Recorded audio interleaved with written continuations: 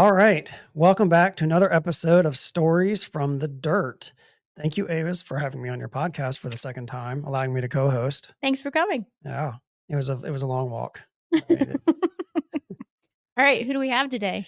We have my brother Paul. All right, Yeah. Paul. Anybody who knows us and hangs out with us any amount of time know I talk about my brother a lot. He's got some good stories and yeah, it's fun stuff. So Yeah. All right, where are you coming to us from today, Paul? That's an So interesting place to start. today I'm on the ocean just on the east side of Japan, Okay. So where what ocean is that? that's the Pacific Ocean, The west just side of the Pacific Ocean? the west side to you, Yeah. the oh, east side of Japan, where I am now, because I crossed the international date line a couple days ago. So yeah. I'm So it's actually not even a even day ahead. it's not even the same day we're on. Yeah. Did you skip Yep. Friday? You skipped Friday. Yes, there was no Friday. There was Well, no Friday. technically, there was no Friday for most of the people on the ship. I had a Friday since I worked Friday. Okay. All So right. I feel like we're getting ahead here. Like No, that's his current position. that's his current position. Yeah, his Okay. current position in the Oh. world. yes. I want to do some build up to how he kind of got here where What? he is. Okay. And you're what? You're on a cruise ship? Oh, now we're really Yeah. jumping ahead. Okay. Well, just so people know. I mean, you said you're on the ocean. We should make that clear. And hey, doing Yes, all this yeah, over on a Starlink cruise from a ship. cruise ship for you, which is kind of cool. Yes, yeah. This cruise ship has Starlink, just like my truck, so it's really good. Yeah. All right. So take us back to the beginning. You Take had a us back to the question. beginning. All right. Paul and I were brothers from the same mother. Yes. Yes. This is good. This is good. Starting from the beginning. No. Wait, no. who's older? Yeah, I'm older. Who's taller? Paul's taller. Okay. Yeah. So it's about an even split then. It's an even split. Okay. Older versus taller. I don't know if that's an even split. So Paul, I think maybe a good place to start with your story is, how many years ago was your divorce at this point? Or the start of wait. 2016, so about 8 years. 2016. Paul is Yep. currently, for those that don't know, a full-time nomad. Is that how you would describe yourself? Sure, nomad, adventurer, whatever. But I Okay. have no base, so No sure, base. we'll go with Okay. no nomad. home base. Yeah. Okay. So, and now Rob is kind of asking how that came about. Yeah. Where I wanted to go was just kind of maybe give us a little of the backstory of, I mean, you were kind of living the normal, like you were a husband, got a couple kids, you're living at home, you're just doing like the normal 9 to 5 home life thing for the most part. And you guys kind of had some stuff happen in your marriage, and your marriage went a little bit sideways, and you kind of found yourself getting a divorce. So kind of maybe pick it up from there in terms of how did you kind of transition from that to like kind of making your first trip, thinking about this nomading stuff. So it kind of started in 2017, so not long after I was divorced, and I was doing the sharing of the kids and everything. And this documentary came out called Expedition Happiness.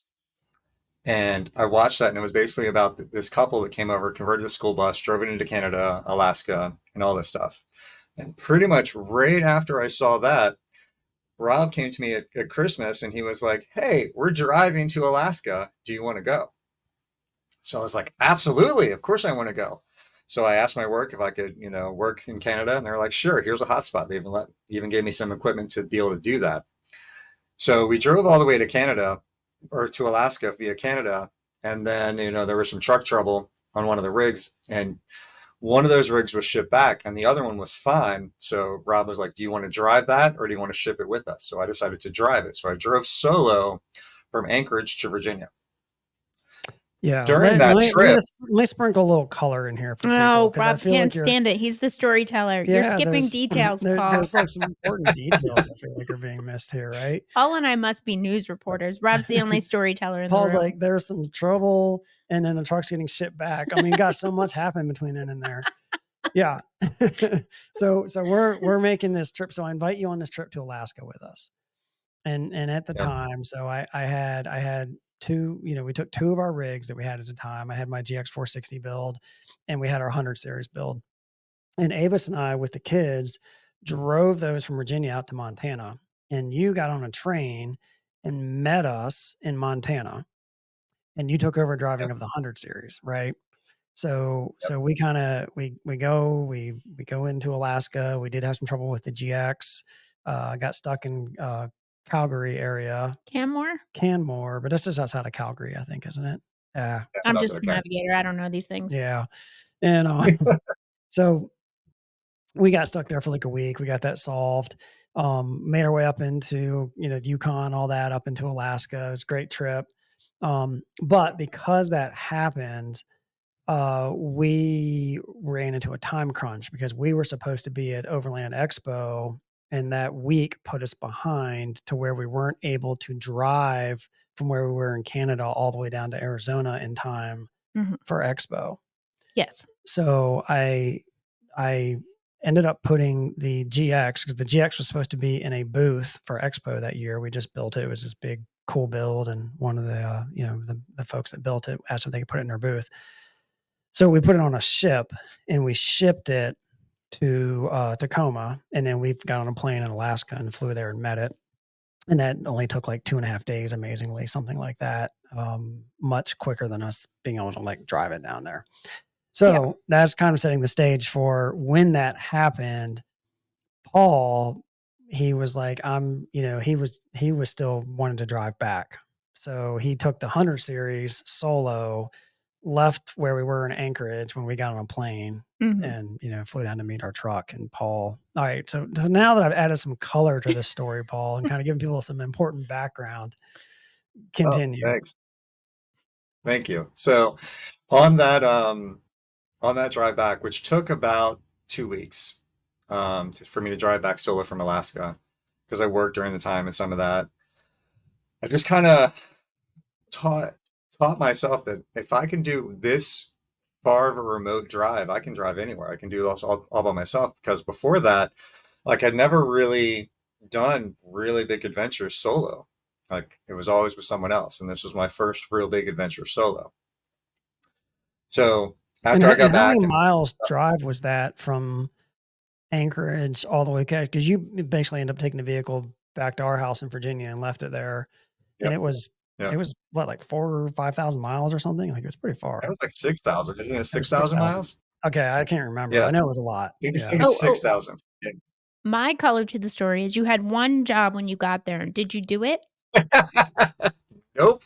No, you did not take care of the Empty the refrigerator. fridge. Yeah, Empty the fridge. When Paul left Anchorage, as we were getting on the plane with the 100 series, Ava said to him, "When you get this back to Virginia, it is very important that Yes. you empty the fridge." And did you do that? And we got home.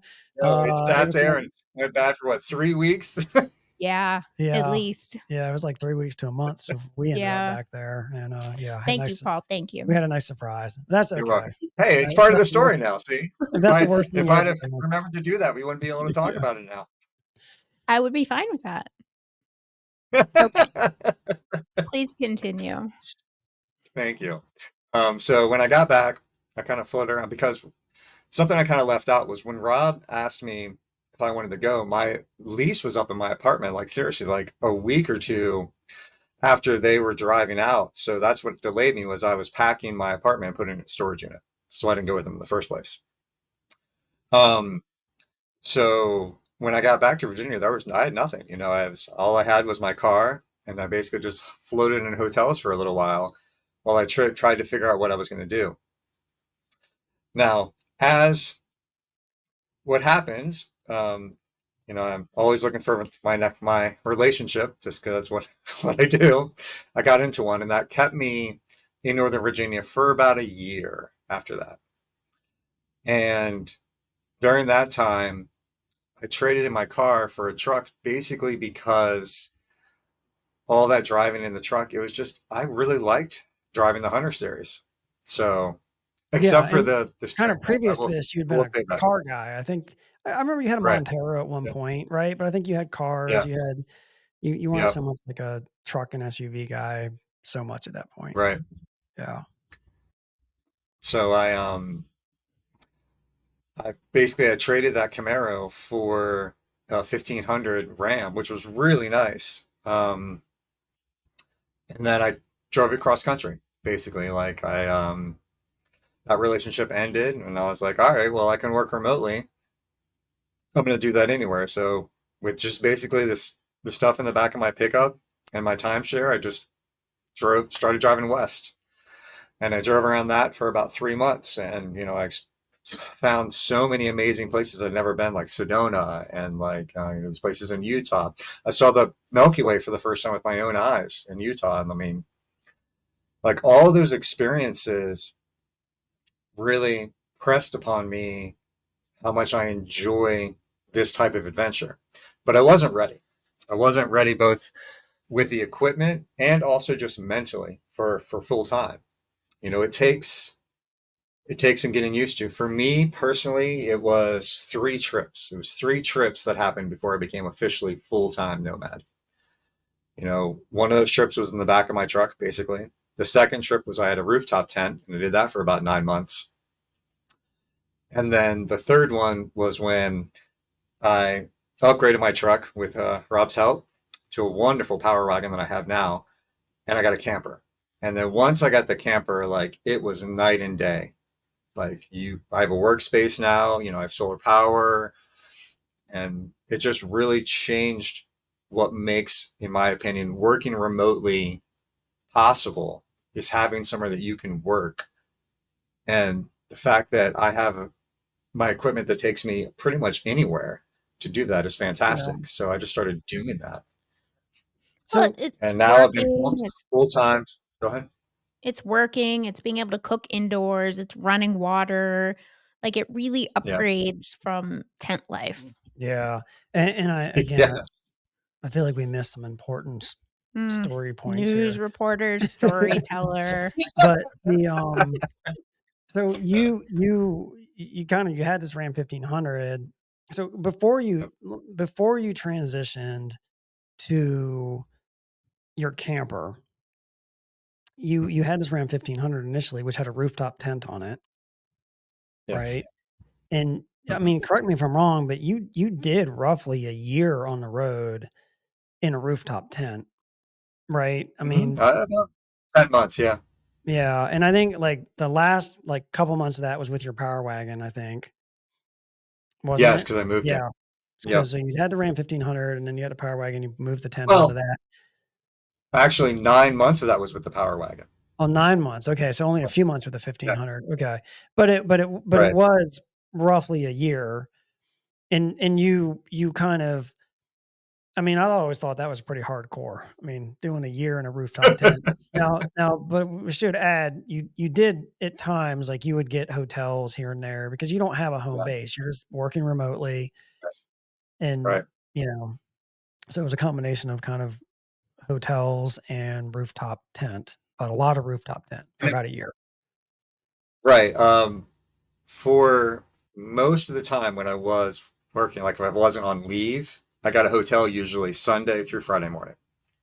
And I would work in a hotel because it was just so difficult to both get reliable internet and workspace. Like, for example, in the rooftop tent, there was nowhere really good to work inside. So I had like a table that I put outside with a chair and everything. Well, that's all fine and good. But if it's raining, if it's cold, it's Yeah, hard to do that. Also, back then, my only real power source was my truck. So I would like have to run my truck and charge my laptop from running my truck at that time. This was before I had a Goal Zero or anything else. And again, just more equipment that I've gotten over the years makes it way easier to do this lifestyle. But I wouldn't have known that just if I hadn't lived that, basically. right, right. Yeah, and I think that's a lot of people that get into this overlanding thing, and it's kind of like you start at just basic level, and then you're kind of like you're Yeah. learning as you go, kind of what your needs are, and Yeah. that's Well, very very natural. and that was the reason for the upgrade to the power wagon. I mean, your first truck was a fine truck, but it wasn't really equipped for any kind of off-roading despite Right. trying to make it so. I Yeah, I learned that the very very hard way where I just put brand new radials on it and I took it on a rocky road and I sliced the sidewall right open. Yep. Yeah. Yep. Yeah, I remember when that happened. Yeah. So Now, what's a funny story is not long after I got the Power Wagon, we went on another rocky road, but I had those good tires, and I again sliced the sidewall, but it didn't go flat. Like it went like one or two layers deep, and and it stayed like that for the length of those tires, which yeah, was well, like that's the forty difference between a thousand. real off-road tire and just regular kind of passenger tire, light Yeah. truck tire. Um, okay, so you were doing this combination of hotels and rooftop tenting, and then decided to get a camper, right? Because and let me just back up. So for people following along and wondering, like, how is Paul like? It's very expensive. I mean, if you were, I feel like you were staying in rooftop tent more than you were saying, but maybe that was just my imagination. But if you're doing hotels for a year, Monday through Friday, that gets expensive, right? And So so more how did expensive you now. manage Actually, that? What's back that? in 2019, it actually wasn't too bad. So like I was staying in Marriott's that were sometimes only like 100 a night. So like five days a week times 4 weeks, it's about 2 grand, right? Now, when you're renting something, you're paying all those utilities, those internet, like all that stuff, it's still pretty close to that, just living the normal life, right? Now, hotels are extremely more expensive now, so it would be much more difficult to do that currently, unfortunately. Yeah. So you were But saying that's just also kind of kind of how I justified getting the camper when I made the switch was I was like, I'm already spending this money on hotels. I'll just, get a loan for the camper and just spend that money that way instead. And the camper loan came out to be way cheaper than it was. yeah, so And far fewer nights in hotels needed. oh yeah. So, Like after go ahead. oh, I was just gonna say, after you switched to the camper and you're no longer staying in hotels, and I might be jumping ahead for Rob, but how did you start working out like your shower situation and am I jumping ahead? I'll allow it. Okay. So actually the shower situation didn't really change between rooftop tent life and camper life because I have two gym memberships. So even so I guess of course when I had a hotel I used that shower, but most of the time it was just, going to a gym.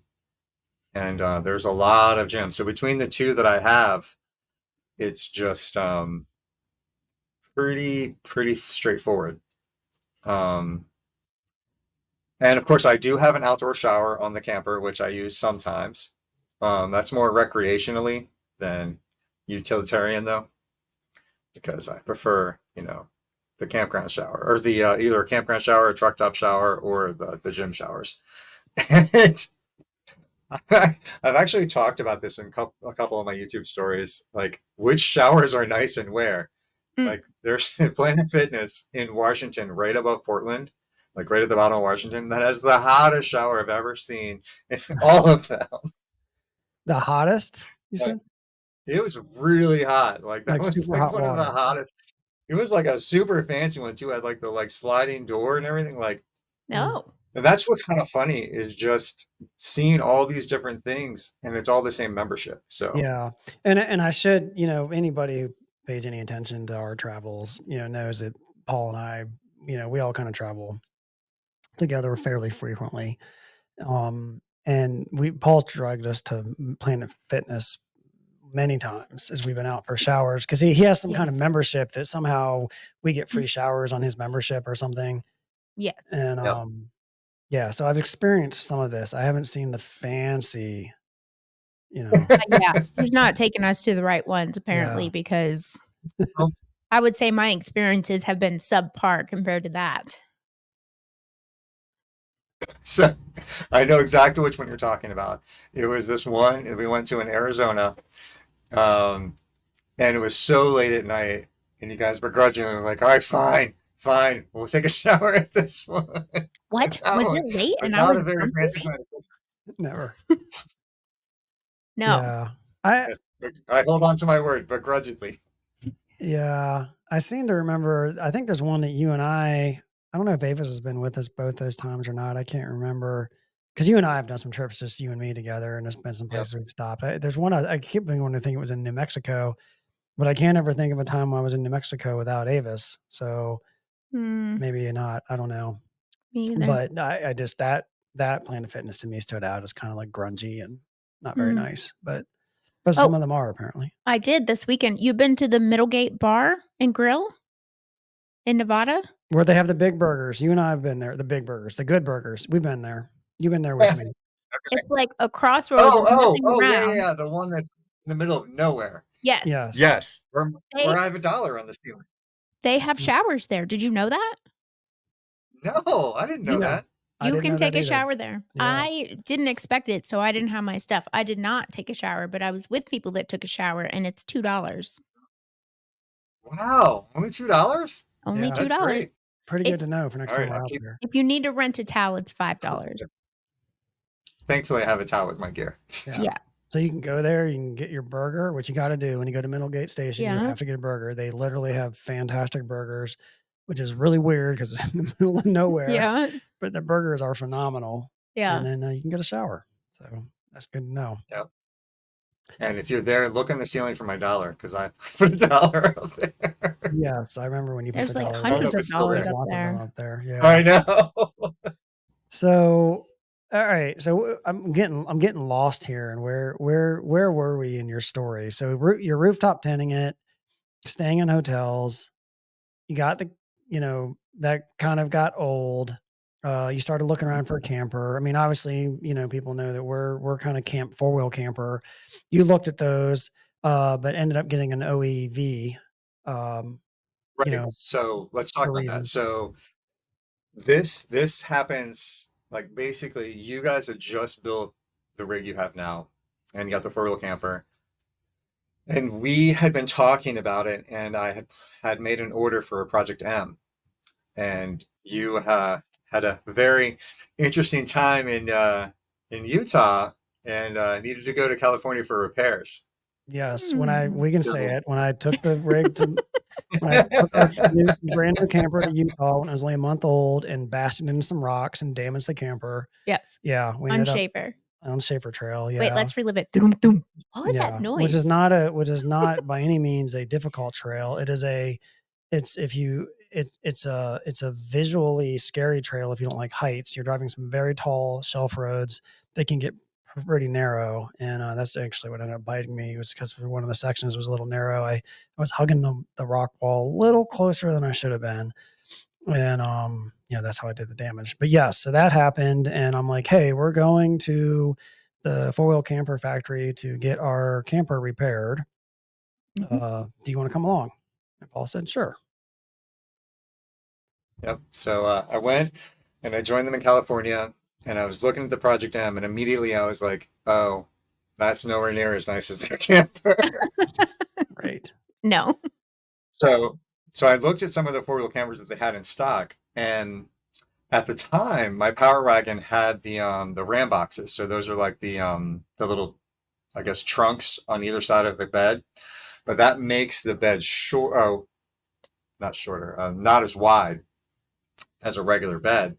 So all of the campers that they had, all the slide-ins, they wouldn't fit. So I left there and I was trying to figure out how to replace my bed. So I started looking around trying to replace my bed, but at the same time, I was still shopping around for other campers because the lead time for four-wheel camper was a year at the time.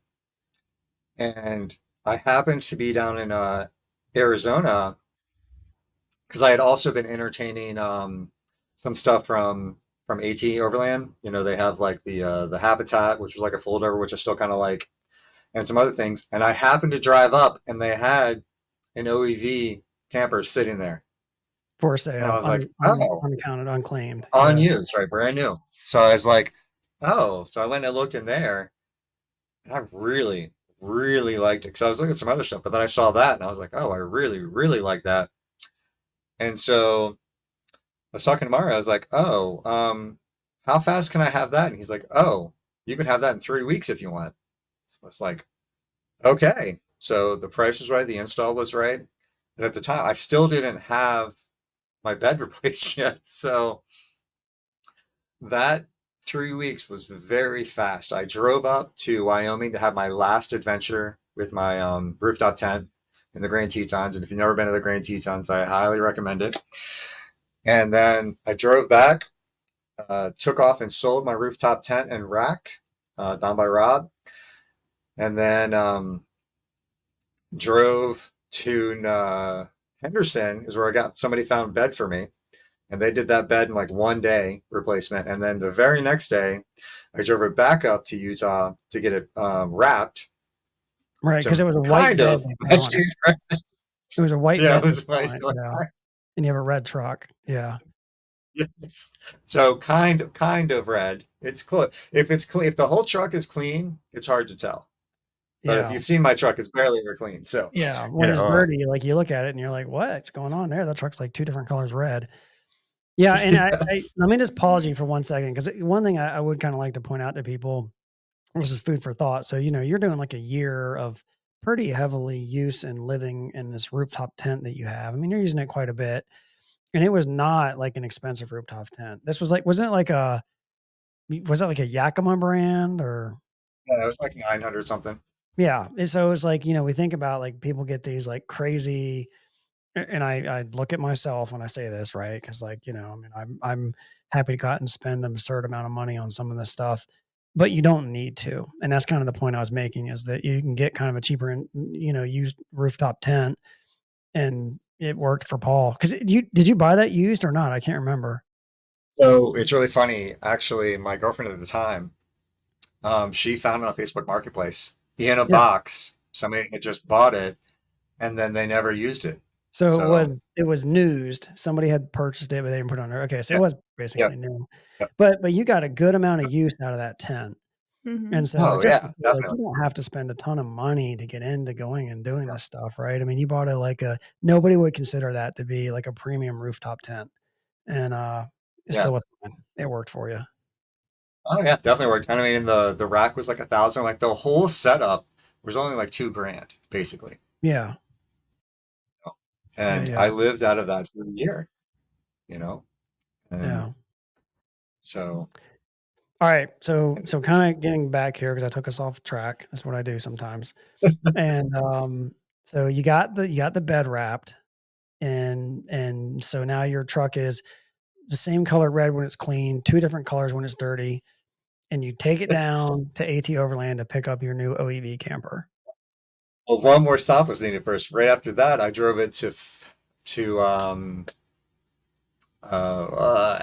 Can't think of the name right now. It's in What state? Arizona. Flagstaff. Flagstaff. Flagstaff. Yeah. Yeah. So drove it to Flagstaff to get it sprayed in. So basically, it was like a super crazy busy couple days because I went from Henderson on What one did you have day. sprayed in? Did you have it bedlined? I can't remember that. Yeah, I have bedlined. Yeah. Okay, I So I didn't there's a thought remember. it was spray and still bed white liner. on the inside. I did too. I didn't even recall It's that. not white on the inside? No, it's black on the inside. Huh. Yeah, I totally missed that somehow. I've seen white Yeah. somewhere. You see white on the, if you look and in and to the right under my tire well, you'll see white. Okay, Oh, because they didn't okay. spray the whole thing. Got it. Okay. Yeah. Okay. Alright, Um, so you got it sprayed in Flagstaff. yep.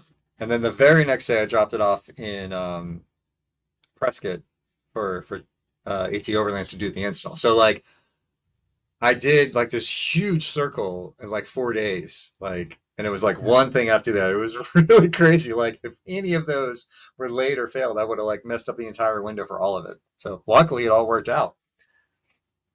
Nice. And then I got this camper. The very first night I had it, I camped by Prescott, and one of the fans stopped working. So I called up AT Overland and I was like, "Hey, can you look at this?" And they did. I drove back to them and they fixed it. And I never had a problem again after that. But yeah, right. And then right after that, I drove up and oh, that reminds me.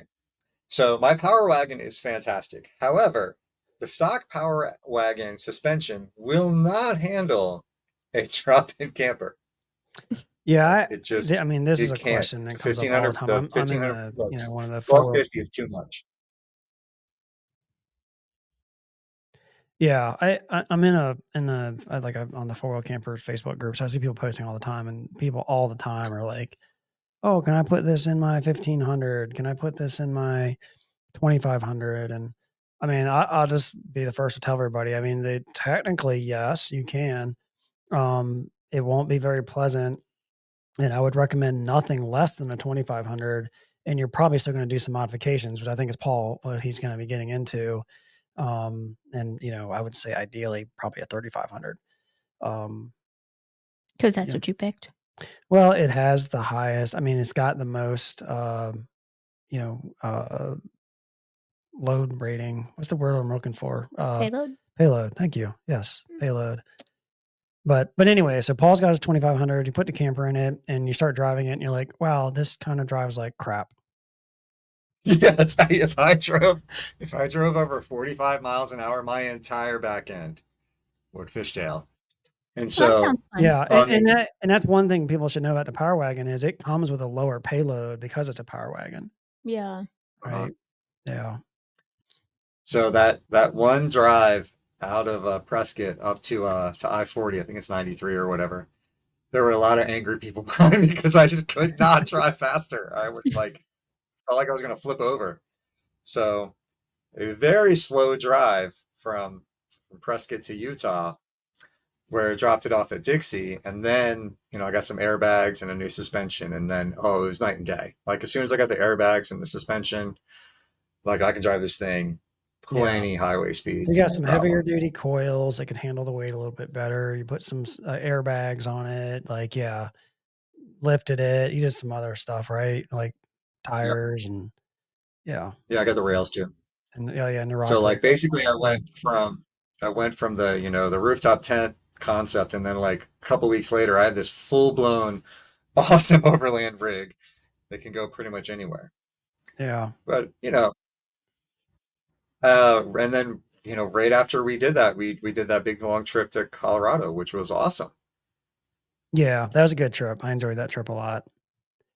I Yeah. mean, we have we started posting our videos and stuff on X, and I just recently have been going back to X and trying to backfill a lot of our content that's out there because XTV is coming, and just be good to have it up there too for people to enjoy if they want. And I just was kind of it's like a week ago probably like seeing that trip as I was like getting stuff going through video and all that. And I was like, oh yeah, that was such a fun trip.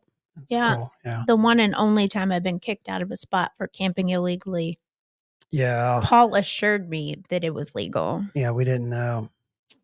Do you remember Which that? which spot was this? We were in No, which Silverton. spot was We were this? in Silverton, and Oh oh, yeah, now yes, you remember. yes, Oh, Paul yeah. was like, "We're totally yes. legal here," and Avis and I were like, I've "I'm not camped there so before. sure," and he's like, "No, I think we're good," and yeah, so we're thankfully we weren't asleep yet, but the sheriff came up and was like, "Hey, you can't camp here." Yeah. She Yeah, told us where to go, though. she So did, and she was Yeah, nice she did. about us And because it we were kind of in the and it middle of was totally my dinner. fault. it Yeah, was your Not fault. just because I said it was fun. It was not just because I said we could camp there. It's because I flew the drone. If I didn't fly the drone, oh, you, like, drew attention to where we were. Yeah, I do remember Mm. that. right. Yep. Yeah, but the sheriff was That was nice. a I mean, good she spot. Yeah. came, we happened to be Yep. cooking dinner, it was already dark, and she was like, "Finish your dinner, like, you don't have to leave right away, but, like, you guys can't sleep here, you need to get out of here." So, Yeah. yeah. That was your Yes. fault. Just gonna say it. Yes, of course. Yeah, of course it was my fault. Yeah. So what kind of is funny about that trip? So we did that really great trip, and then we ended up at West, and the hotel that we got right before West was the last hotel I used for about 6 weeks. So I Yeah. slept in the camper every day Yeah, I'm after sure that was a that. good feeling. Yep.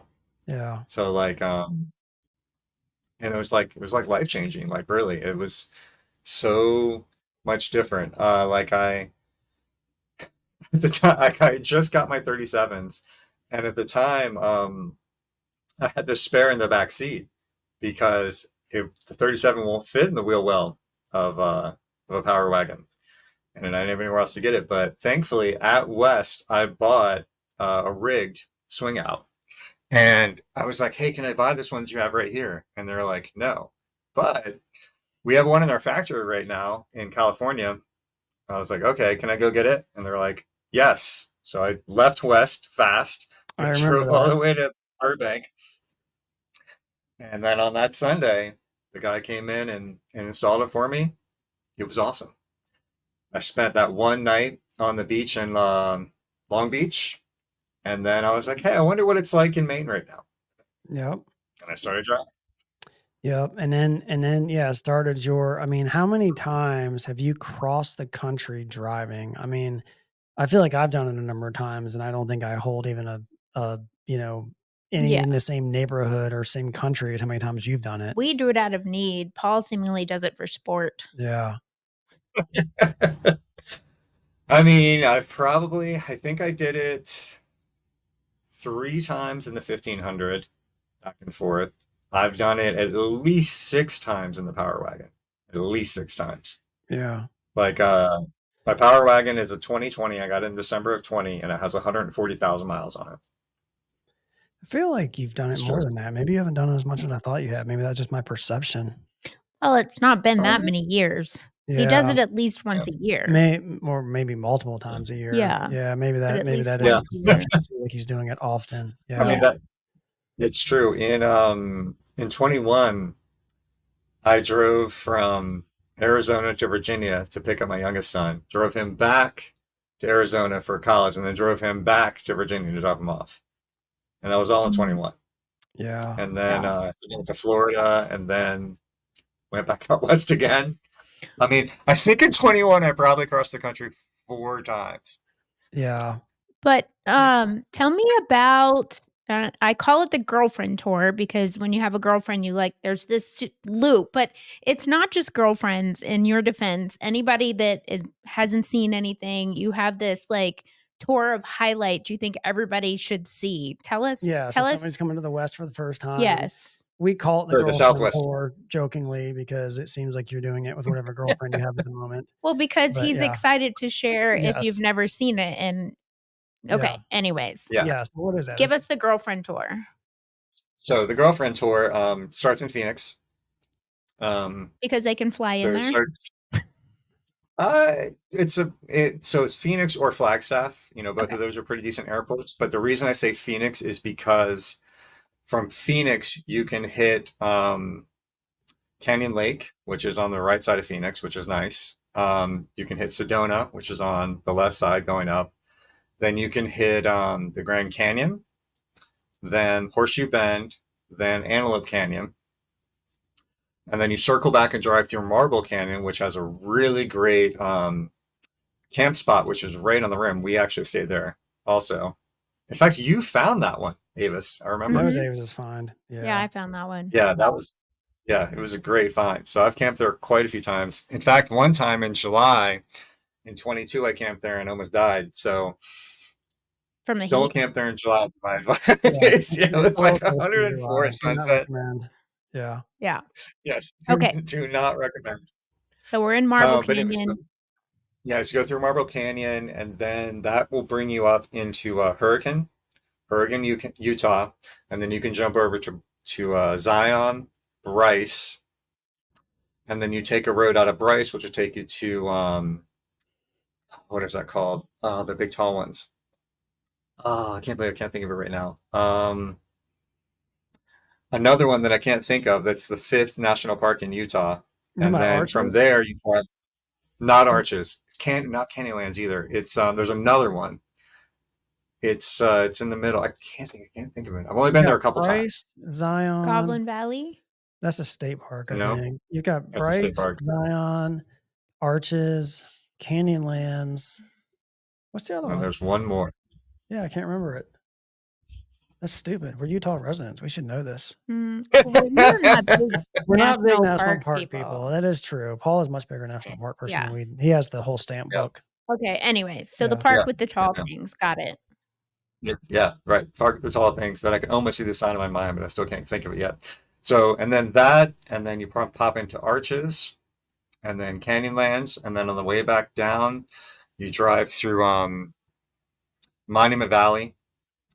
Stop at Gooseneck State Park. That's really cool. You can camp there too. And then Forest Gump Point.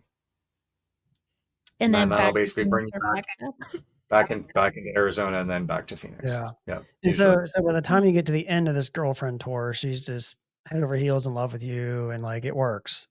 Apparently, What do I you think mean the end? Talking about the third day here.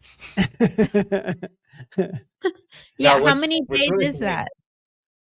Yeah, how many days do you do that trip in that you just described? So ideally, to do all of that is about 3 weeks. Yeah. Okay. So that's about 3 weeks because it's a lot of driving, it's a lot of and I know tons of places to park on this one because I've done it so many times now. You just kind of know where to go. I personally think the best time to do that tour is in February. Yeah, I'd probably agree with that. Yeah. Yeah. Yeah, Because you in probably get a little February, snow, like up through Flagstaff and all that kind of that way a little bit, but in the North right? Rim, maybe So, snow in the North Rim. but you can camp on the South Rim in Yeah. February. Yeah. So Yeah. you can drive down Hermit Road between December and February, and you can actually park right there. I've done it quite a few times. So that is really cool for someone who's never seen the Grand Canyon to actually wake up at the Grand Canyon is a very cool experience for them. Yeah. And the first couple times I did it, I had to like park in this one alcove because that was the only place the cell service was. But now that I have Starlink, you know, anywhere is possible. Yeah. Hey, you need to I'm not gonna do it because I don't really need to, but, you should upgrade to the Mini when you get back in the States, and, we'll flat mount that sucker to your camper. I think that's what you Mhm. should jump to. It'll be Yeah, I've easy been to thinking flat about mount. it. Yeah. Yeah, I've definitely been thinking about that. Speaking of Starlink, I Um, was happy. I just recently got a, notification from Starlink that they are now they raised my rates by $15. A month. So a month. So, I was paying 150 a month for the Starlink service. I'm now paying 165. And but they are officially recognizing in motion with my plan now for the Gen 2 dish that I've flat mounted. Nice. So I'm pretty happy about that. So so yeah, go ahead. I was gonna so two things I want to know. One, Paul's currently single, so when he gets back in the U.S., if anybody would like to, go on the girlfriend tour, hit him up, let Well, him know. he's single now. When he comes back, he might He not might be not be. We single. don't know what's He gonna. might be We married. don't know what's gonna happen in these foreign countries he's in. That's true. When I asked him, he said, "Who knows? You know me." Who knows what's gonna happen? Yeah. So, I'm just saying, um. get your applications in now. There is a slot currently available for the girlfriend experience. Okay. Yes. Yeah. And the truck's being repaired. We'll get to that. Yeah. We gotta hurry up though. We're getting kind of going here for a long time on this. So, um, okay. So let's kind of like we've got the girlfriend tour. You're out. You're traveling the country. You're kind of doing all this stuff. And, we're getting together now and again. And this has just kind of been the pattern the last couple of years, right? Like we see you a few months a year, we travel together, we do some stuff, you take off, you go across the country, you go to Florida, you like whatever, you're just hanging out in your camper, kind of having different girlfriend experiences. um, and, and, and now, kind of get us more up to speed to what's going on now. Cause I do want to hear a little bit about this adventure. So you're up in Washington State kind of somewhat Yep. recently, and you call me and you're like, my Is this truck noise normal? is making a very weird noise. And we talk about it and we kind of have this whole thing and you get it to a mechanic and turns out, yeah, your truck at 140,000 miles, your yeah, 40,000. Yeah. your Hemi at 140,000 miles has seen the last of its life. And so you ended up finding a shipping company and you shipped it down here to me in Utah. And we're facilitating with the help of Dixie 4-wheel drive, getting your truck fixed, getting the engine replaced, all that sort of stuff is happening. But you're in Yep. no super rush to get it back because you stayed in Washington State and you were like, I am going to go take this kind of epic cruise to do something a little bit different while my truck is down for repairs. And Yep. so tell me about that. So you went and you got on a cruise ship A and small one. It's small for a cruise ship. It Yeah. still looks like a gigantic ship to me, I like, don't know, the what I've seen. pool thing, like, I think bigger is better in this situation. Yeah. But anyway, so kinda I tell us about swam in that. that pool. Yeah, we saw in the video Um, you swim in the pool. So what are you, yeah, what are you doing? So you got on this cruise ship in Washington State and, that we're now talking to you on, and this was how long ago? A couple weeks ago? September 1st. September 1st. Okay. So you've So been on just it over So 3 weeks. just over 3 weeks. Okay. yeah, And yep. and you're doing what? So it went through Alaska, which was awesome. By the way, if you've never seen the Hubbard Glacier, highly recommend that. But the only way to see it is either by plane or ship. There is no roads.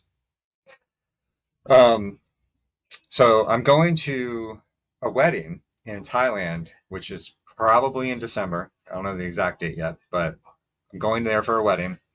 And I figured, my truck is not working right now.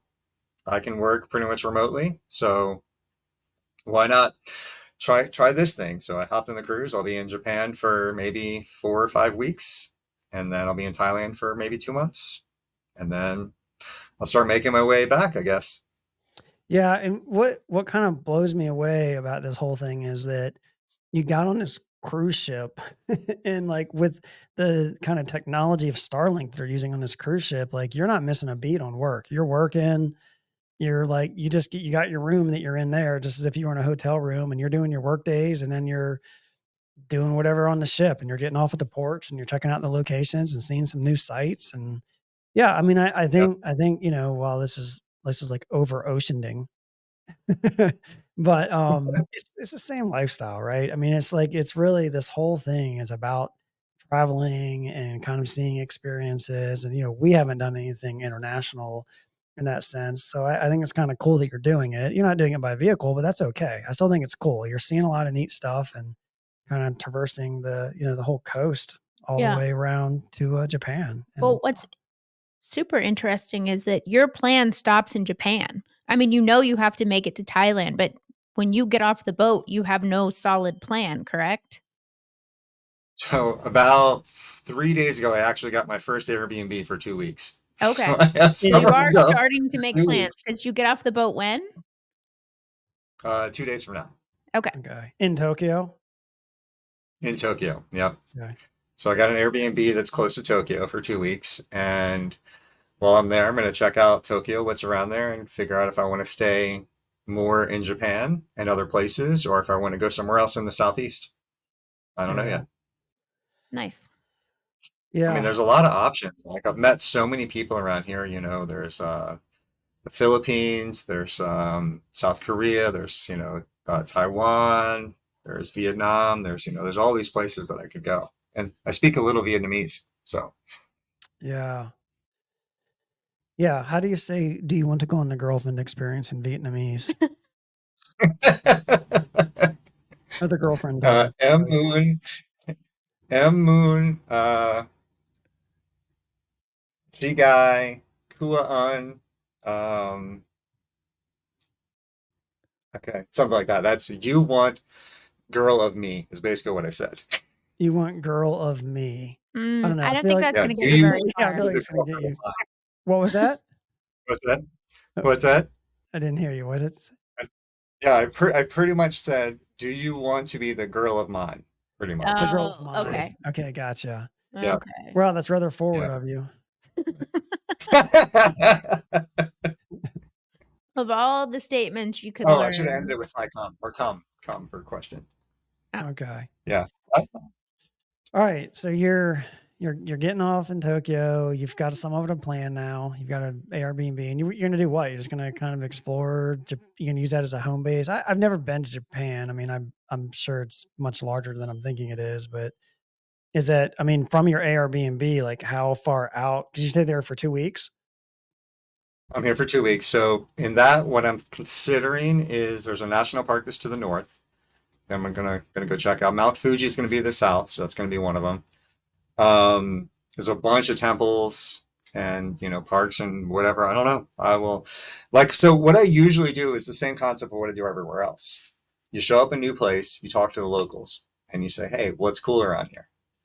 And then sometimes you hang out with them and you go see the cool stuff, and sometimes you do it by yourself. So, Yeah. Nice. but you know, Well, it will be interesting to see what the what the adventure turns out to be. And then when you're done in Tokyo, are you staying in Japan for longer than 2 weeks, or you don't know? Because you don't have to be in Thailand. Your friend's getting married in Thailand in December, right? yep. So you Mhm. kind of just can. I mean, you honestly you don't even have to go to Thailand to the last minute if you don't want. Like if you're really enjoying Japan. Yeah, that's true. So let's talk about visas. So as a U.S. citizen, Japan gives a U.S. citizen 90 days on arrival. So since we officially arrived in Japan 2 days ago, I have from 2 days ago, 90 days from 2 days ago that I can be in Japan. Oh, Okay. okay. No questions asked. Thailand has 60 days on arrival. So 60 days to be in Thailand before I have to go through a visa process, basically. Okay, so you Other have countries, to hang out in Japan for some period of time, or you'll be over in Thailand by the time your friend gets married. yes and no. I could go to Thailand, leave Thailand, and come back to Thailand, not resets the counter. Mm. Okay, gotcha. How long do you have to leave for? So just a day, Oh, okay. an Okay, overnight. You need to stay overnight in another country and then you can come back. Oh, okay. interesting. And then have you thought Yeah, about? I mean, we're just talking about Japan and Thailand. I mean, you thought about visiting anything else while you're over on that side of the world? sure. Absolutely. Like I thought about South Korea. I thought about Taiwan. I thought about the Philippines, Indonesia. I'm pretty close to Bali too. Or Yeah. sorry, Bora Bora. I'm close to Bora Bora Right, here too. okay. I was Yeah, they talking to have my those friend who's cool getting huts. married. You can stay out on They the do. water and watch the fish swim under Yes. you. No thanks. We'll go Yes, right they for it. do. No, not for you. No. Yeah. No. So, yeah, I have no idea. Watch my Asia adventure story to find out because Yeah, we I'm should we figuring it out should just like should give a that. little shout out for that. Paul has a YouTube channel, and you're on Instagram under Yep. Adventure If You Can. That's his title. Yep. That's your title there on your little Yep. your what do you call that thing? Your slide? What is that? Your name placard? I don't His know. name placard on this video here? Yeah. Name His placard. That sounds good. identifier. Yeah. But yeah, so you can follow him Fire. there. He's his style is a little different than our stuff if you watch our stuff, but it's still fun. You know, you can Mm, kind of see what he's doing. Maybe you can check out this whole overseas adventure he's on. Yeah. But I mean, so I just finished publishing, about a few weeks ago, the Pacific Northwest Adventure, which you were also part of. Um, like there's so much for us to see all over the world. Like, and I just encourage everyone to go and see it, go find a way. And like you were talking about earlier, you don't have to start off with the amazing rig. You start off with a little bit and you do short adventures, and the more you do that, the more comfortable you'll get just with yourself being on these adventures, and then you can expand them and expand them. Yeah. Yep. Was it hard to So get used to traveling alone, just kind of being alone? yes, yes, it was. It took, the more alone, the more I've been alone, the easier it's been to be alone. But also, it has made me even more outgoing.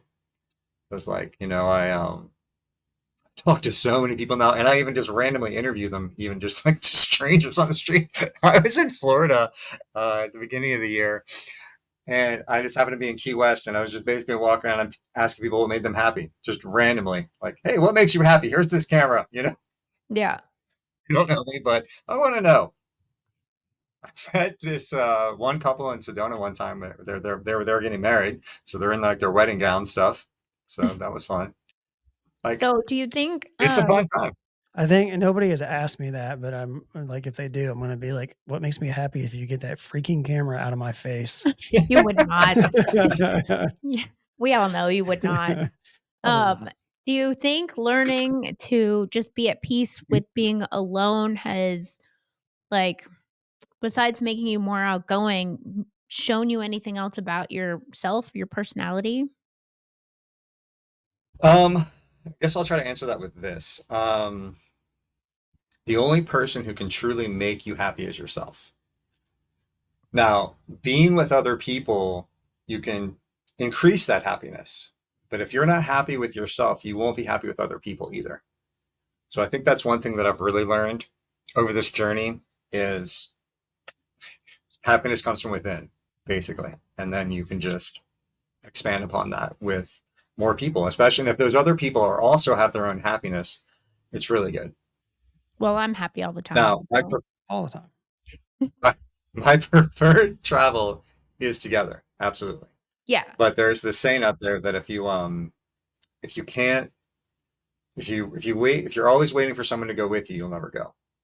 So sometimes you just if you want to go somewhere, you go do it. And Yeah. sometimes you'll meet people along the way that also want to do that. And sometimes you're by yourself. Yeah. Interesting. Yeah. Oh, All right. Well, did you get all your no, no. questions? Do you have some No, we have to questions? do fast Oh, you're money. gonna do fast money with Paul. Okay. Yeah, yeah. I have to do fast money. There's no money involved. We're gonna have to find it. It's in here. Okay. Oh, here we go. I need a 1-minute timer. Can You you know, set a a timer? 1 minute timer. Yeah. All right, sure. Let me get my phone going here with the 1 minute timer. All right. So I have 10 questions, and you have a minute to answer all of them. So the point is, Okay. what pops into your mind. No, don't ruminate on it too much. It's just like Family Rob's Feud. gonna tell us exactly. Fast money. All right, here we Okay. go. 1 minute, go. Go. First car that was ever really yours. Honda CRX. Rock crawling or desert running? Rock crawling. Oceans or lakes? Lakes. How many pairs of Vans do you own? 0. Can you drive a manual? Yes. Coffee or tea? T. What is the best sandwich? Um, a Reuben. Okay. Hamburger or sushi? Sushi. How many tattoos do you have? 0. How many states have you been to? All 50. I've Nice. slept in all 50 too. Oh, he got through it, and he still had 8 seconds to spare. Oh, nice job. Thank you. You're going to have to work on that Vans question, though. You should have at least one. At least So one. if you would have said, how many Vans have you ever owned? I would say, No, I've had Vans before. I just don't have any anymore. that's not the question. So you used to be cool, is what Well, you're saying. I used to be cool. Yeah. Okay. Hey, I was a skater. I had Vans. They were all ripped up, Yeah, ripped up clothes. yeah. Paul was a skater punk at one point. Mm-hmm. Yeah. All right. Well, that was fun. Thanks for playing along. That was fun. I knew he was gonna say Ruben, but he's my brother. I know You some. knew he was going to say Reuben? Yeah, I know some stuff. I know some stuff about him. He's my brother. What is a Reuben? It has like roast beef on it. Yeah, it's like roast beef. It's on rye bread usually, right? It's It's got sauerkraut and sauerkraut. Yeah, Thousand Island dressing. yeah. And Okay. when I used to eat it, Swiss cheese, but I don't want cheese anymore. So without the Okay. Swiss cheese for me now. Yeah. And lakes over oceans. You're currently on an ocean. Yes, but I'll explain if you want to know. Yes. Because I feel that lakes have better reflection shots than ocean. Okay. That makes sense. Yeah. So you kind of enjoy some photography stuff, and so that's more Absolutely. photogenic. Yeah. Yeah. Yeah. So, Oh, it's like, there was really this great lake that I can't remember the name of. You'd have to watch part 3 of my Pacific Northwest adventure to find out what the name is. But basically, it was right underneath the Mount Adams. Was this wonderful lake, and it had a reflection shot of the mountain. Like I was flying my drone over. Like it was awesome. I nice. can't think of what it's called right now, but yeah, it's in southern Washington. Yeah. Over the last year, you have sort of mastered the night shot. Is that in the last year Oh, thank you. or like the last 2 years of the group? I You're mean, with sort the of GoPro, okay. yeah, with the GoPro, it's been pretty. When I finally got it was right after it was in 2022. It was right after I did the Glacier National Park trip, and like on the way back, I just finally got the settings just right where I got my first Milky Way video, which is awesome. It's with the GoPro 10, but with the with my iPhone, like those, some of those Milky Way shots are fantastic. Yeah, Like it's the amazing one, what you can do with the an video and iPhone. the shots that had just gotten Rainier, like those were some of the best I've ever gotten. Yeah. I, Besides that, the Alps of Idaho that we went in August of 22. yeah, Oh, that that was was the That boys' was, trip. yeah, I was gonna yeah. ask you, just kind of wrapping things up here. Let me tell just a quick anecdotal story first. Okay. I gotta add some I more. doubt it I, will be I quick, gotta but add some we'll more. I endure, gotta Paul. I gotta add some more color here. Yeah. So Paul, like, he very much understands like using the GoPro to get a night shot better than I do. And so I'm forever like, and he's told me how to do it. And like almost every time I set the camera up, if he's not with me, I'm texting him, or he's with me, I'm asking him. And they never seem to turn out as well. So I'm kind of questioning, like, is he really telling me the whole thing? Maybe he's holding back some secrets. I'm not really sure. Potentially. Yeah. But no, I wanted to ask you, so kind of like of all the travels that we have done together, what do you think is what or just you and me, or the three of us, or other people that you've been in our group, like what do you think is your kind of your favorite trip so far that we've done? I mean, the Alaska trip was life changing. It has to be the Alaska trip, Yeah. because that trip both mentally and I want to say emotionally, I guess, prepared me for the lifestyle that I have now. Yeah. Um, there are other really good trips, like when we did that trip to Texas to the snowstorm one where we were deep in Oh, there and they're like, you need to leave. Big Um, Bend. Big Band Ranch State Park, yeah. And Yeah. they're like, you should leave because we were fully remote back then. I mean, in fact, we were both in tents that Yeah. night, Yeah. and we got like feet of snow Yeah, in it was a good thing we Texas. left. People don't think about Texas getting Yeah. snow, and it can snow in Texas. We were Yeah. down on the southern border in the Big Bend area. Um, like, I mean, we're that far south, right? I mean, we're right on the Mexico border, and they got like 2.5 feet of snow.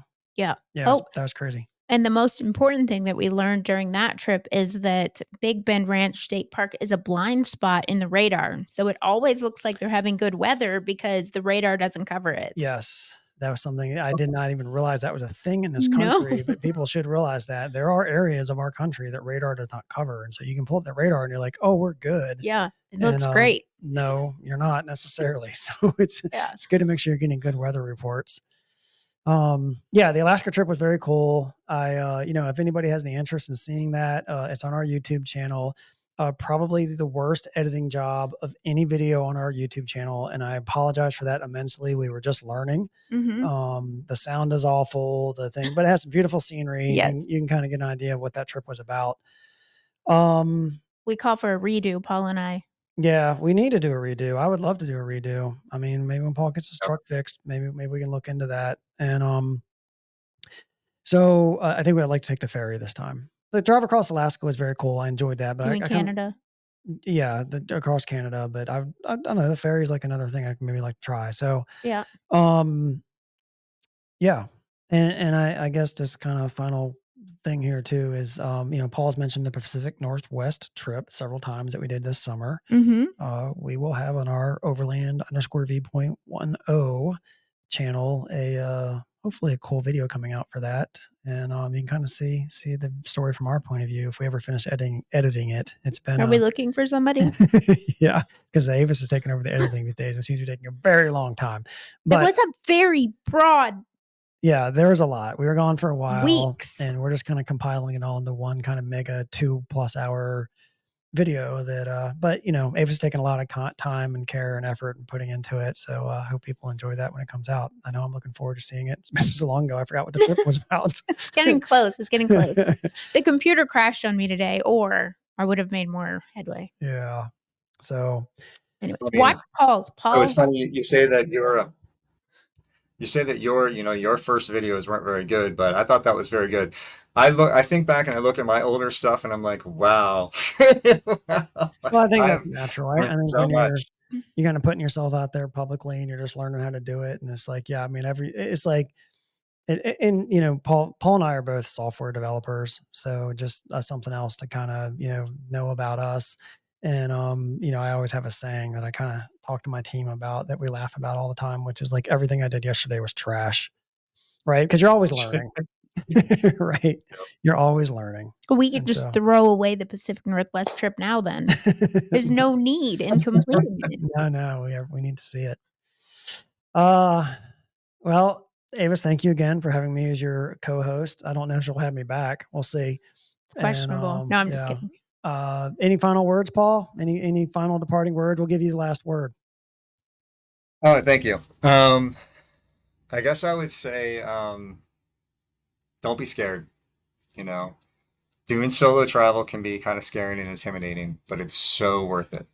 Encourage anyone who wants to see this world. I guess I'll talk about this. I recently had the opportunity to meet this older guy who has survived cancer 6 times now.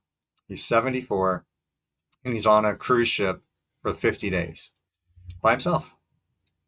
And like just that one thought alone makes me think like, there's so much that we can do as long as we have the will to do it. If you want to go and do these things, the only person stopping you is you. So I think that'd be my final advice. And thank you very much for allowing me to join your dirt podcast where we didn't talk about dirt very much. Well, it's about traveling, stories. Yeah, it still works. We told some good stories. Yeah, it was an enjoyable discussion, man. And I hope the rest of your trip goes really great. I'm looking forward to kind of seeing how it unfolds. Me too. Thank you. All I right. mean, Thanks, All Paul. all right, you're welcome. Bye. right. Bye.